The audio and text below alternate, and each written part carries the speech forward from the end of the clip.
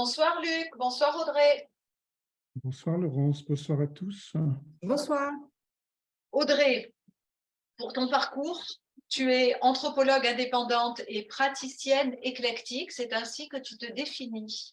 Tu te consacres à réhabiliter notre rapport au vivant étant écrit au pluriel, et au savoir.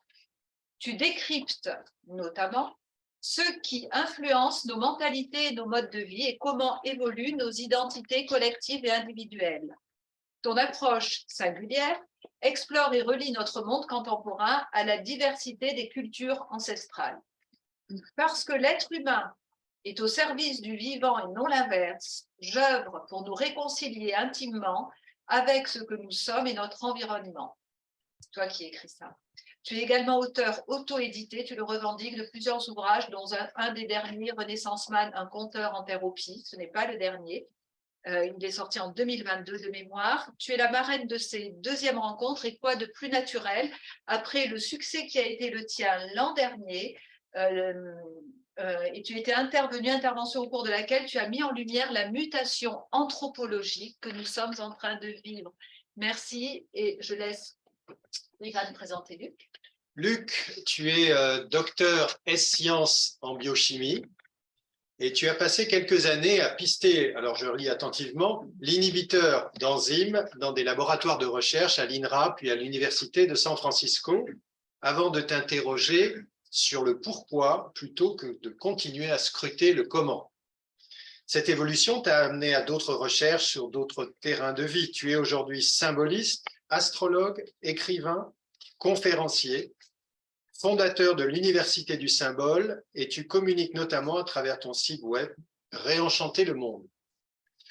Pour toi, tu l'écris ainsi, « Le monde réel n'est pas seulement un puzzle dont il faudrait rassembler les morceaux pour en découvrir une image cohérente, c'est aussi un mystère dont seule la conscience peut faire l'expérience ». Luc, tu es donc le parrain de ces deuxièmes rencontres, Conscience et Citoyenneté, et merci de votre présence à tous les deux. Alors, nous étions, parce qu'on a un peu préparé quand même, au moins l'ordre, et là, Audrey, normalement, c'est à toi de parler à présent. Alors, oui, la demande était à la fois de faire une synthèse de la journée donc sur le vif, et puis en même temps de prendre quelques minutes pour vous partager ce que cette thématique, les nouveaux mondes sont déjà là, m'inspire, avant qu'on puisse échanger en direct avec Luc et tout le monde.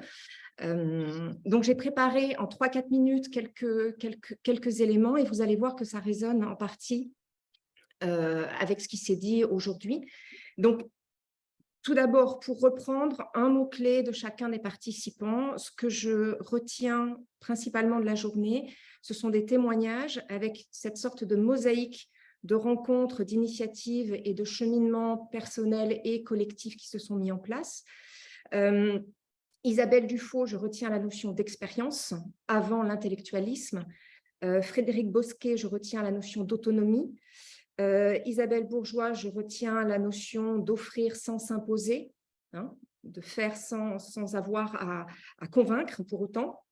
Déborah, je retiens la notion de multiconvergence. Stéphane, je retiens la notion de métamorphose que Laurence a explicitée, mais qui était quand même là en filigrane. Reste Patrick Fishman, où je retiens... en fait, c'est avec Patrick et Daniel où je me suis beaucoup retrouvée. En tout cas, j'ai beaucoup apprécié leur intervention parce qu'elle venait faire écho vraiment avec ce que j'avais à dire, cette notion de tisser la vie et de s'emparer de son propre univers, donc qui est quand même le moment décisif en ce moment. Ces nouveaux mondes qui sont déjà là, il est quand même question de s'emparer de notre propre univers, à la fois individuellement et collectivement. Et puis Daniel Suchy, évidemment cette notion d'imaginal, je préfère le terme de temps du rêve qu'il a utilisé, et c'est la notion d'accepter ou de refuser qui nous sommes. Alors, si je le dis avec mes mots, maintenant que vous voyez la résonance, la notion de nouveaux mondes sont déjà là, thème de la journée, c'est à la fois un prisme délibéré. Donc, on part du principe que ces nouveaux mondes sont ceux qui sont en lien avec la conscience, hein, je le répète, mais juste pour poser les choses. Et en fait, ils sont déjà là, mais ils ont toujours été là. Ils ont toujours été là, ce qui peut paraître paradoxal quand, par rapport à mon intervention de l'année dernière ou ce que je dis depuis des années par rapport à cette notion de mutation anthropologique. Comment ils peuvent être toujours là, avoir toujours été là, et qu'en même temps, on parle de mutation anthropologique. Mais ce paradoxe, en fait, il n'est que apparent. Il n'est que apparent, et c'est une façon de provoquer, en fin de compte, pour passer à une autre étape. Là où pendant des années, on a beaucoup parlé, on a essayé on était dans du discours, l'explication, de l'alerte, essayer de convaincre, même pour certains. De mon point de vue, aujourd'hui, c'est dépassé parce que justement, il s'agit de discours. Et ce dont il est question, c'est d'action. Et comment est-ce qu'on fait pour agir? Il y a deux manières. C'est à la fois la connexion à ce que moi j'appelle le sacré, mais que Daniel exprimait en termes d'imaginal. Donc, cette notion de verticalité au vivant qui nous permet de nous remémorer ce qui a toujours été là. Et puis, passer du discours aux actes. Et c'est ce que j'appelle aussi la grande politique de l'ombre, c'est-à-dire passer par l'expérience, la posture, l'état d'esprit, l'engagement, sans forcément revendiquer, mais qui fait qu'on va passer le seuil, en fait, sur lequel on est actuellement.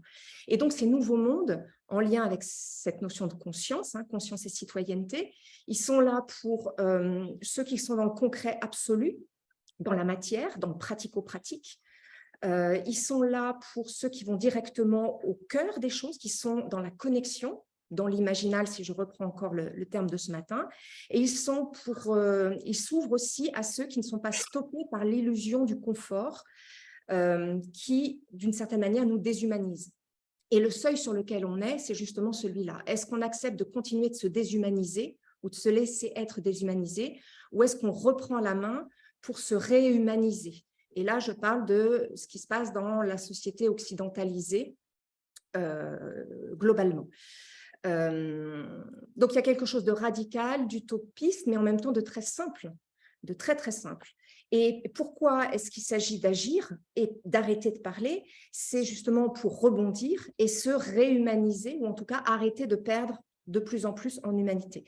Il est question de servir et de ne pas se servir, et encore moins de s'asservir.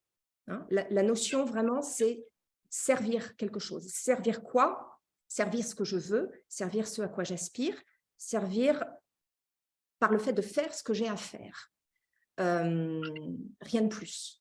Et ça passe par tout ce qui s'est dit aujourd'hui, toutes ces initiatives, par accéder à son intériorité, par s'emparer de son propre univers, par soigner sa verticalité.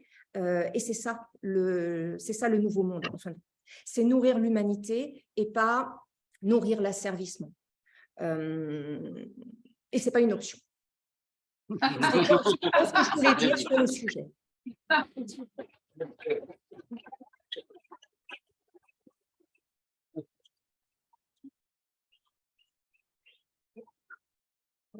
Ah, du coup, on a perdu? Ouais. Non, elle est là. Non, on repart. Toujours là. Ah. Laisse la parole à Luc. Avant qu'on puisse discuter à bâton rompu. Merci Luc, merci beaucoup Audrey. Luc. Voilà, ça y est, j'ai activé le micro. Oui, c'est un vaste programme que de synthétiser cette journée, mais je voudrais poser un certain nombre de mots-clés pour ce qui est pour moi, en tout cas, ce que j'ai compris comme des points de repère, et poser aussi quelques boussoles pour nourrir cette trame et dessiner au fond le tapis cosmique qui va aller dans cette trame de ces mots-clés. Le premier mot-clé, c'est d'ailleurs dans l'ordre en fait des différentes interventions assez curieusement. Le premier mot-clé, c'est l'évocation. Rien ne se fait sans évocation. Cette évocation se fait par les mythes, se fait par les contes, se fait par la danse, se fait par la musique, se fait par la magie de la parole en réalité. Mais l'évocation ne va pas suffire puisqu'il faut ensuite entrer dans une modélisation. Alors la modélisation ici, c'est le monde imaginal tel qu'il a été présenté, avec aussi, ça, de mon point de vue, c'est un point important, ces dangers. Parce que le nouveau monde n'est pas un monde de pur amour, n'est pas un monde de pure beauté, n'est pas un monde de pure bienveillance. C'est aussi un monde de combat héroïque. Et ça, c'est bien souligné. Entre les résistances du vieux monde, alors sous différentes formes, hein, l'argent, le pouvoir de l'information, etc., et l'utopie, au fond, qui guide les besoins du présent aujourd'hui. Et le troisième élément, c'est l'expérience. L'expérience intérieure, l'expérience directe, par-delà, bien sûr, toutes les formes de modélisation, qui fait qu'on entre dans une forme dans cette conscience et cette réalisation profonde que le monde que l'on construit, le fruit, est à l'image de nos plus intimes pensées. Et donc, il peut y avoir, comme on l'a évoqué, le monde des saints, mais il y a aussi le monde un peu cassant, hein, construit par la pensée rationnelle. Donc, au fond, c'est aussi un espace de liberté, une fois qu'on voit ça, bien sûr, puisque lorsque par l'expérience, on a compris que le monde dans lequel on vit est une pure représentation de nos imaginaires, à ce moment-là, on peut aussi construire les mondes qui nous conviennent le mieux. Donc, expérience, ensuite, bien sûr, incarnation.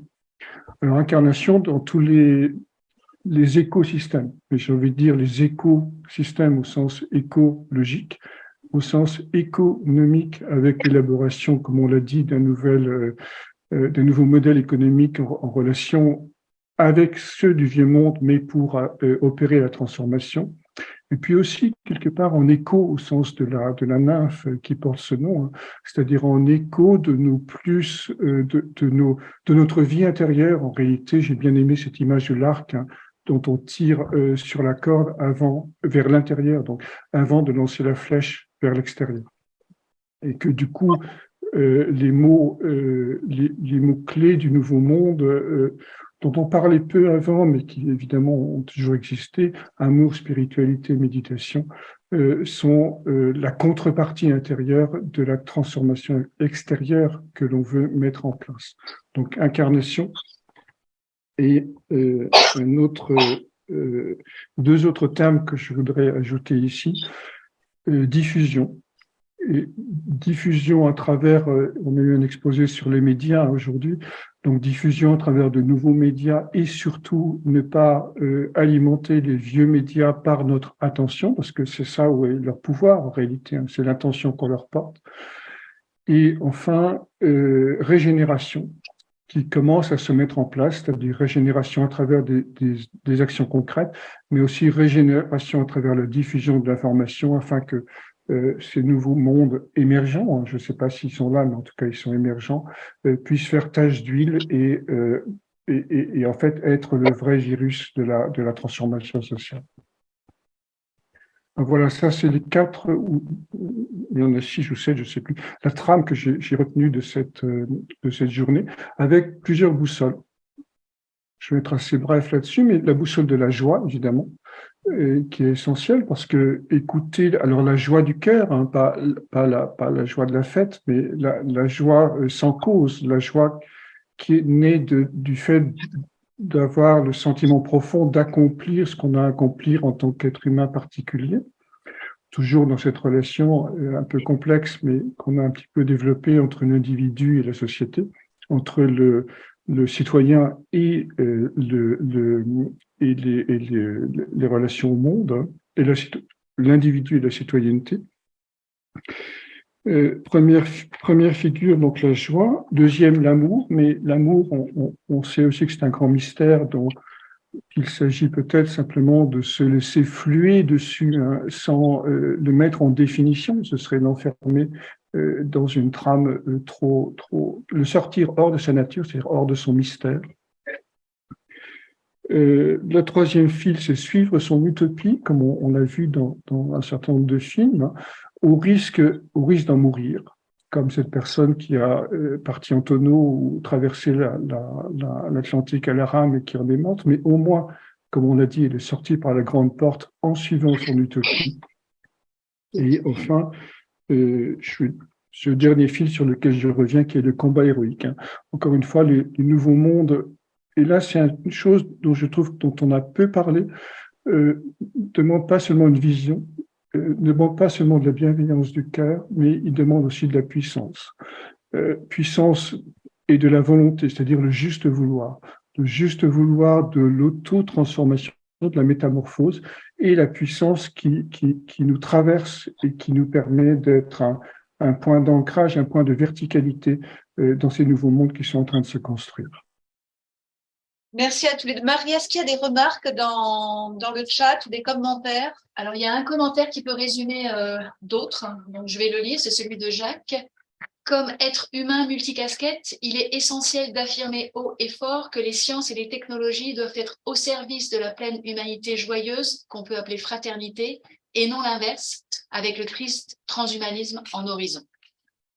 Oui, oui. Merci. D'autres remarques? Oui, je te passe la parole, Isabelle. Alors, Isabelle, et je reviendrai à toi. Oui, Isabelle. Je voulais rapporter une parole extrêmement touchante de José Luis Herrera, qui est un chaman inca. Et parce que ça fait plusieurs fois que j'entends le mythe du héros. Et alors, j'ai été extrêmement touchée en entendant sa parole, qui est la suivante. C'est qu'il faudrait, dans ces nouveaux mondes, remplacer le mythe du héros héroïque et guerrier par celui de l'éros, l'amoureux. Ça, je trouve ça excellent. Pas qu'on change de mythe.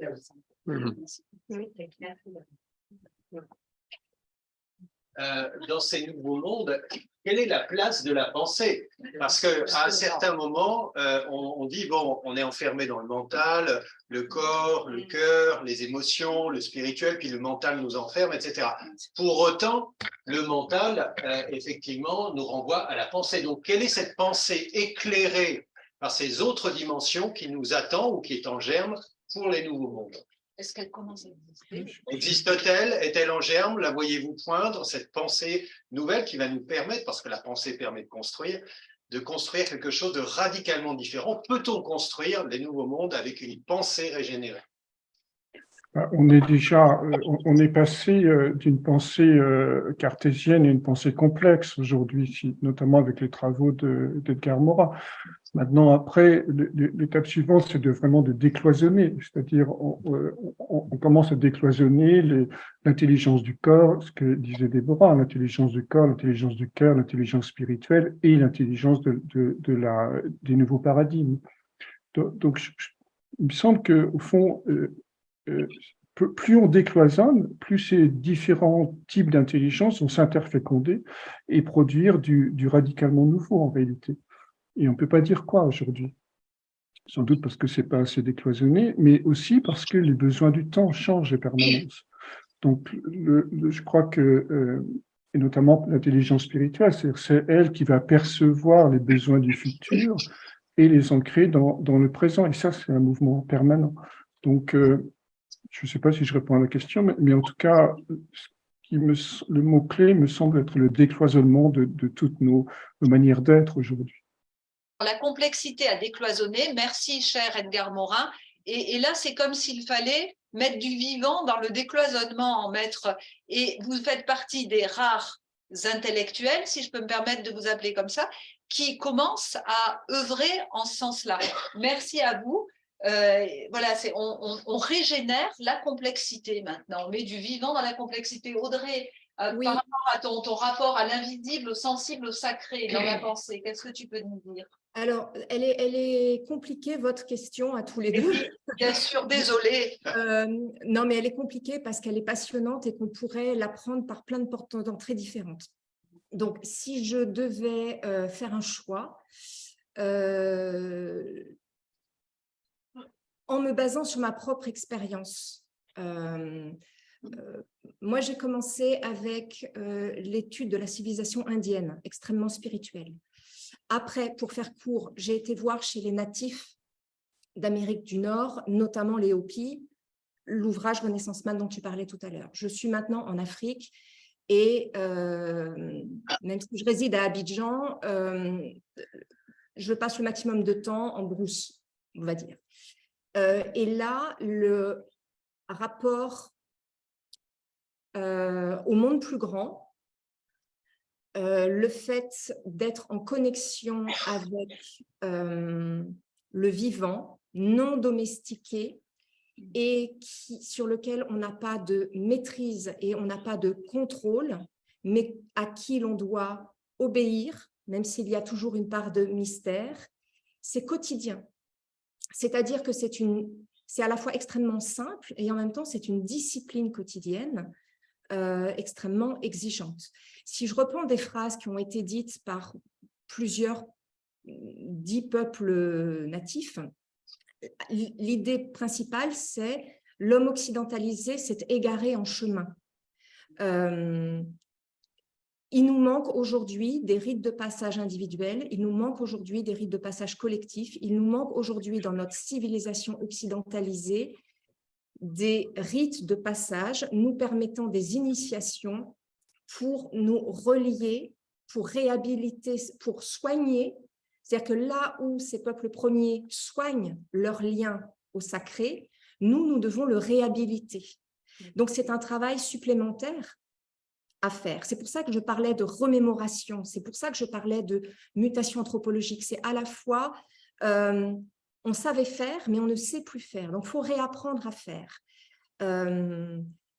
Et donc, c'est de la reliance à l'imaginal, en fin de compte. Et le mental là-dedans, le mental et le rationnel ont toute leur place à jouer, sauf qu'au lieu d'être la locomotive qui décide, le mental et le rationnel doivent reprendre leur place naturelle de copilote. Si le mental et le rationnel se placent en copilote, mais ça va faire des étincelles. C'est ça. La problématique, c'est un enjeu de pouvoir aujourd'hui entre qui doit prendre les rênes dans notre mode de fonctionnement intérieur. Et donc, il n'est pas question de mettre de côté, il n'est pas question de renoncer, il est juste question de redistribuer les cartes et les rôles. Et ça va nous amener dans, pareil, les peuples premiers, très souvent, ils disent « j'ai besoin d'aller rêver plus loin ». Pourquoi? Parce que dans ce monde occidentalisé, dans lequel pour certains ils vivent, je parle notamment des natifs Hopi, par exemple, ils sont à la fois dans un mode de vie natif et à la fois dans un mode de vie complètement occidentalisé, puisque dans le quotidien américain, proche du nôtre, sur tout un tas de points. Et donc, ce dont il est question, c'est qu'eux, en fait, ils font du va-et-vient, un peu comme l'anthropologue qui va sur le terrain et qui s'en extrait pour être dans l'observation et dans l'action sans agir, ce que disait Daniel ce matin. Eh ben, c'est la même chose avec ces natifs-là. C'est-à-dire qu'à la fois, ils vont dans le sauvage, donc dans le sauvage, c'est-à-dire le non domestiqué, là où ils peuvent être en connexion directe, et après, hop, ils reviennent dans le monde civilisé, domestiqué et contrôlé, et c'est en faisant ce va-et-vient-là qu'ils y arrivent. Alors que nous, en fait, on a oublié le sauvage. Même quand on dit qu'on va dans la nature, dans la forêt, ce sont des forêts qui ont été plantées, c'est une nature, c'est des parcs en pleine ville. Oui, il y a de l'herbe, oui, il y a des fleurs, oui, il y a des arbres, mais tout ça, ce n'est qu'une nature domestiquée. Il n'y a plus beaucoup de nature réellement sauvage.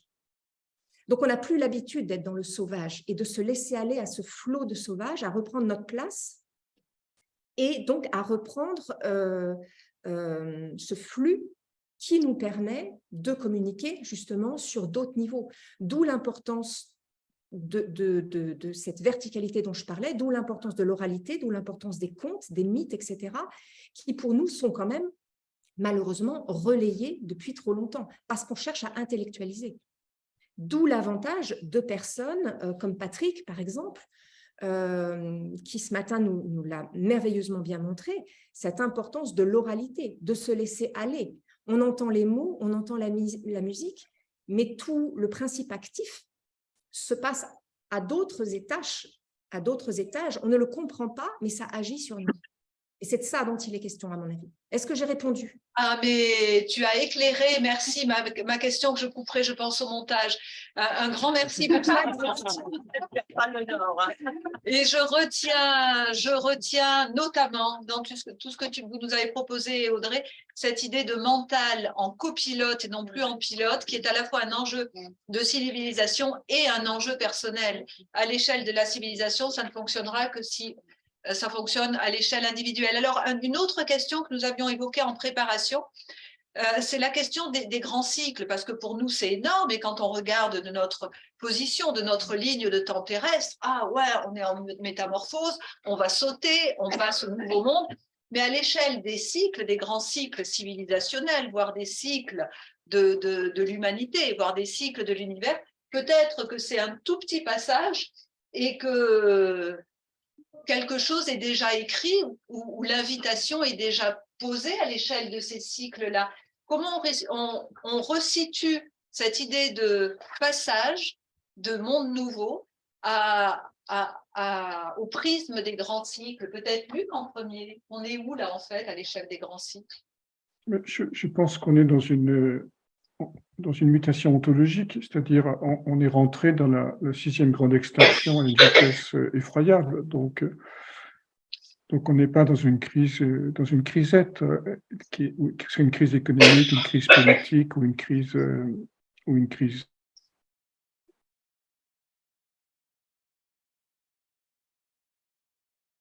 Audrey, à l'échelle des civilisations et de ce que disent les civilisations du passé, encore le sacré, et Luc nous rejoindra.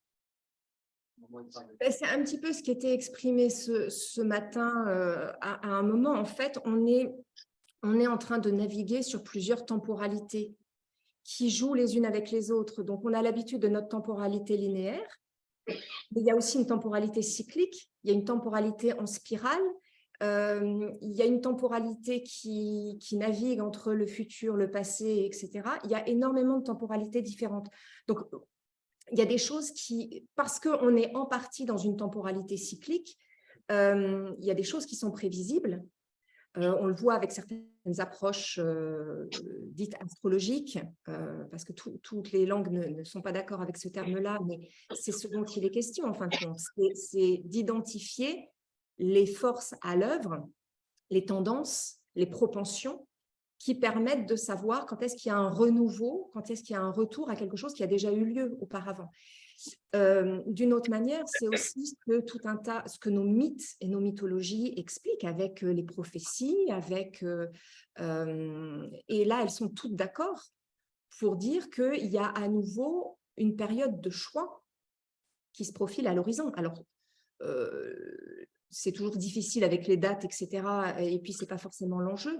Mais il est clair que globalement, c'est toujours la tentation quand on se retrouve au carrefour entre la voie du bien, la voie du mal, pour faire très, très simpliste, parce que ce n'est jamais aussi simpliste que ça. Mais donc, ces cycles, ils ont déjà existé.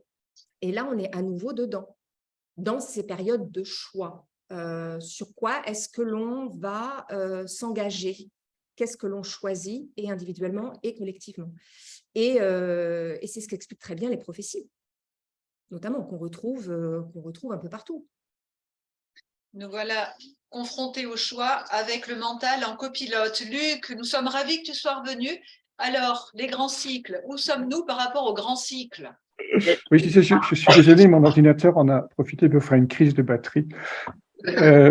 Donc, je disais, oui, qu'on était dans la 6e grande extinction. Donc, ce qui se passe aujourd'hui, c'est qui est donc un phénomène rarissime sur le plan historique. Donc, c'est unique sur le plan de l'histoire de l'humanité. Donc, on n'est pas. Donc, c'est une période cruciale, effectivement. Mais en même temps, c'est une bénédiction. Parce que, au fond, les vieux dinosaures sont en train de scier la branche sur laquelle ils sont assis, donc ce qui va permettre, bien sûr, au nouveau monde d'émerger plus vite. Ces nouveaux mondes, on le disait tout à l'heure, existent depuis toujours et depuis longtemps, mais au fond, pour rester dans la métaphore biologique, c'est la disparition des dinosaures qui a permis l'émergence de ce petit mammifère qui existait depuis très longtemps, et qui a donné naissance aux chimpanzés, à l'éléphant, au tigre et à l'homme. Donc au fond, tout se passe aujourd'hui dans les no man's land, c'est-à-dire dans ces endroits où la pression de sélection de l'ancien monde est la moins forte, pour poser les pierres de ce que sera le nouveau monde. Donc on vit une période historique absolument unique et sans précédent dans notre histoire. et qui alors bien sûr à l'échelle de l'histoire, ça peut durer un siècle, 2 siècles, 3 siècles, mais c'est rien par rapport à l'échelle de l'histoire. Et ça commence maintenant. On a un peu de temps. Un grand merci à Non, on n'a pas beaucoup de temps. on n'a pas beaucoup de temps. Le temps a du Parce temps. que pourquoi on n'a pas beaucoup de temps? D'abord parce que la 6e grande extinction arrive à une vitesse souvent plus grande qu'on imagine. Et ensuite, les transformations intérieures demandent une longue maturation, donc c'est vraiment maintenant. Le choix, l'heure du choix maintenant. Merci. Avant de vous poser la dernière question que nous avions préparée lors de notre préparation avec Ivan et de vous laisser un mot de conclusion, Marie, au niveau du chat, il y a des réactions? Alors, il y a Elisabeth qui nous dit « Il me semble aussi important de ne pas oublier qu'avant toute construction, il faudra peut-être accepter de laisser s'effondrer, mourir tout ce qui doit disparaître pour que l'essentiel puisse être. » On a aussi Jacques qui nous dit « Mental et rationnel copilote avec la conscience et l'âme, c'est le chemin de la transition, métamorphose, conversion. » Et on a notre chère Isabelle Alexandrine Bourgeois qui a particulièrement apprécié ce que nous dit Audrey. Et alors, je ne retrouve plus son petit message. Voilà, il faut que je redescende tout en bas. D'accord. Très intéressant, cette question des temporalités différentes et parallèles. Très belle intervention d'Audrey. Voilà. Mais ça, c'est habituel. Dernière question, et ensuite, pour vous, un mot de conclusion. La dernière question, si vous deviez retenir quelques facteurs qui nous permettent de continuer d'espérer, d'avancer, de cheminer ensemble, vous diriez quoi en positif? En positif et en pensant, puisque c'est le terme même, aux citoyens que nous sommes tous, que faire de tout ça aussi?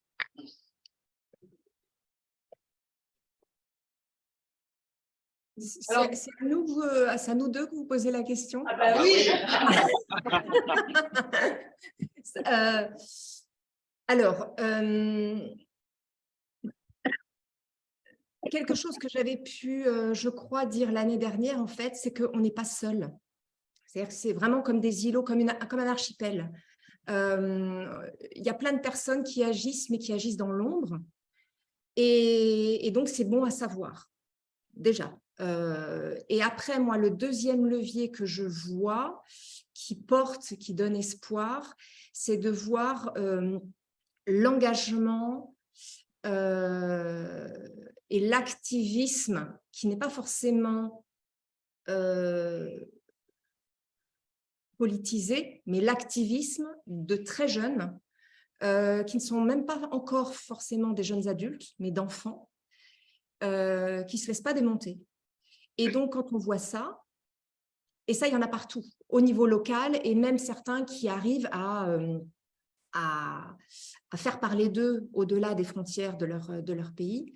Et quand on est un petit peu en veille par rapport à tout ce qui se passe sur différents plans, parce qu'on ne peut pas agir sur tous les plans en même temps. Donc, pour certains, ça sera l'écologie, pour d'autres, ça sera l'égalité sociale, pour d'autres, ce sera l'éducation, peu importe, l'accès à l'eau, n'importe quoi, peu importe. Mais le fait de voir qu'il y a autant de très jeunes qui font et qui bougent déjà des montagnes à leur niveau, je trouve que les leviers sont déjà bien costauds. Alors, il ne faut pas se reposer là-dessus, mais c'est quand même sacrément encourageant. Et donc, nous, on n'a pas le droit de les regarder faire. Comment tu as dit, ce n'est pas une option. Merci Audrey. Luc, les facteurs positifs pour toi? Parce que tu dis on n'a pas le temps en plus. Oui, je dirais, alors, j'ai envie d'un peu de retourner le gant, c'est-à-dire les facteurs positifs, c'est déjà que tout va mal. C'est le sens de la désespérance. Pourquoi? Parce qu'on va s'appuyer là-dessus pour rebondir. Parce que dans le profond désespoir naît la conscience de l'urgence. Et donc, c'est ça qui est en train de naître aujourd'hui. Alors, qui s'exprime de plein de manières différentes. Et ce qui est aussi intéressant, c'est que ça ne s'exprime pas à travers une idéologie ou une vision du monde ou une nouvelle... je veux dire, il n'y a plus de nouvelle recette qui va sauver le monde. Par contre, ce qui se passe, c'est qu'un peu partout dans le monde s'élèvent des combats héroïques que chacun développe à sa manière. Et c'est ça qui crée plein de lumières, au fond, différentes, qui vont tisser la toile de ce grand inconnu qui nous appelle et que nous, on appelle le Nouveau Monde, sans exactement encore savoir ce que c'est.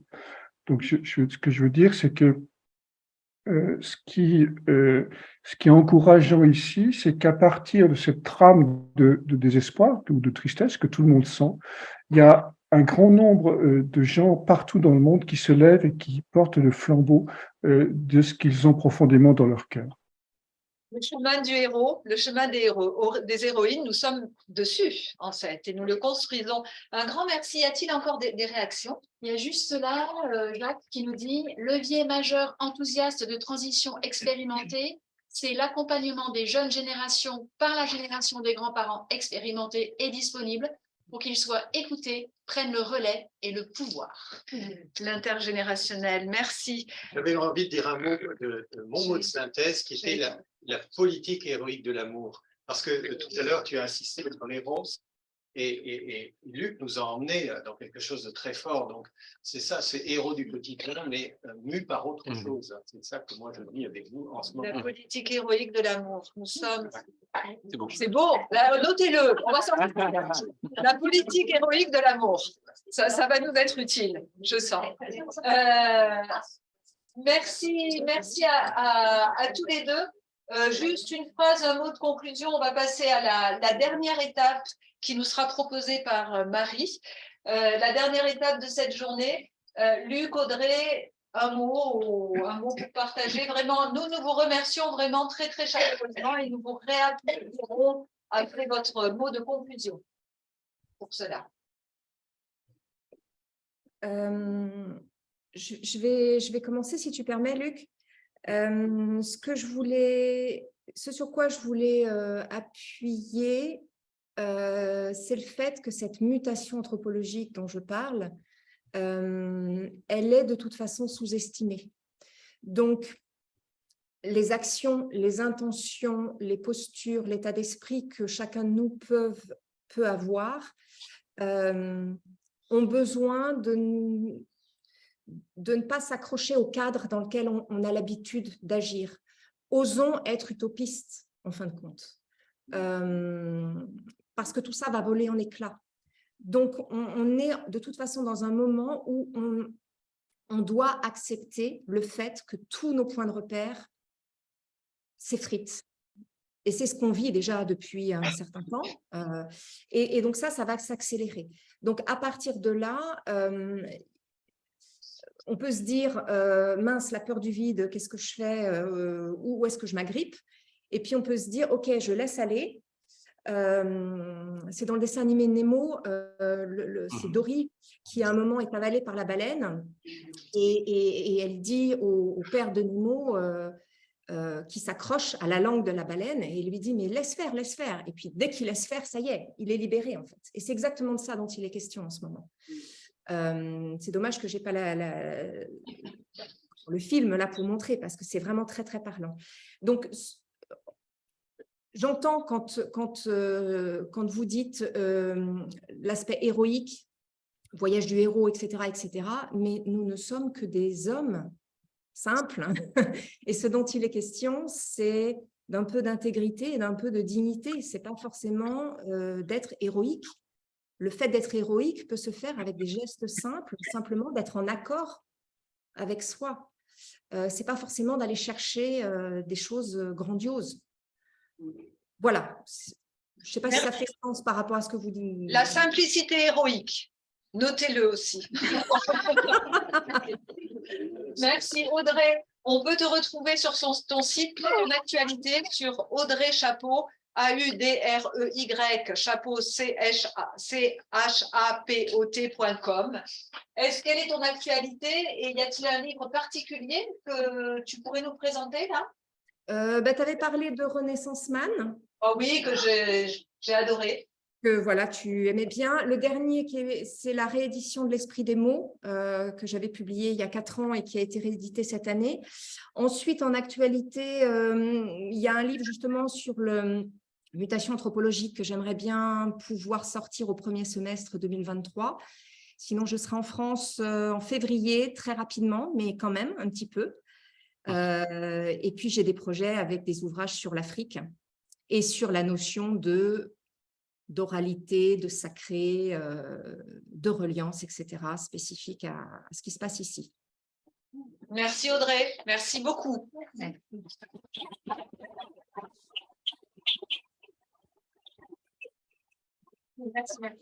Luc, je regarde parfois l'écran, mais c'est pour mieux te voir et vous voir. Luc, un mot de conclusion? Que la force soit avec nous. Et en plus, on était des Jedi. Oui. Mais évidemment, cette force du Jedi, c'est-à-dire cette force qui n'est pas la volonté personnelle, mais qui est le juste vouloir, né d'un contact avec ce monde imaginal dont on a beaucoup parlé ici, c'est-à-dire, au fond, d'être inspiré, il y a plein de manières de le formuler, mais c'est d'être inspiré par l'amour, par l'énergie, par la vision de ces mondes invisibles qui vont nous guider pour les matérialiser dans des formes concrètes et des expériences individuelles et collectives. Donc oui, que la force soit avec nous, mais au sens d'un contact profond et héroïque avec cette force, car elle nous transforme en permanence et nous amène à faire des choix vitaux, radicaux, essentiels. Des choix radicaux essentiels, de point que la force soit avec nous. Vous notez aussi. Ça pourra servir. Un grand merci, Luc. Ton actualité, alors on peut te retrouver à travers ton site Réenchanter le monde, réenchanterlemonde.com. Ton actualité, tu as un livre qui sort là. Alors, j'ai un livre. Oui, j'ai un livre. Oui, j'ai un livre. Alors, je suis en train d'écrire une série sur archétypes et histoire, qui permet justement d'essayer de comprendre comment les mythes créent l'histoire, ou le tapis de ce monde imaginal produit l'histoire en inspirant les communautés humaines. Donc, le premier volume est paru, il s'intitule Archétypes et histoire, l'esprit du temps, et le deuxième volume va paraître début 2023. Il traitera de l'histoire du Haut Empire romain à travers les cycles astrologiques, donc Uranus-Neptune, et ainsi que la mise en évidence des moments de révélation dans l'histoire qui se passent exactement tous les 600 ans. Donc le miracle grec, la naissance du Christ, le prophète, Saint François d'Assise et les grandes révélations plutôt ésotériques en fait, du 19e siècle. Tout ça se place exactement sur une logique sur un rythme de 600 ans de manière très précise qu'on peut montrer par voie astrologique. Donc l'idée, c'est de comprendre comment les rythmes du monde imaginal et des archétypes descendent dans l'humanité pour produire l'histoire. Merci Luc. Le mental en copilote, il aide bien quand même. C'est une très belle image. Oui. Ouais, c'est une très belle image qu'on doit à Platon, hein, c'est-à-dire c'est le mental, c'est le cocher qui dirige les chevaux, c'est pas le maître qui est dans le carrosse. Le maître dans le carrosse, c'est le soi, le mental, c'est le cocher, et les chevaux, c'est l'émotionnel, et le carrosse, c'est le corps. Merci. Donc nous voilà partis sur les chemins en carrosse. Merci Luc.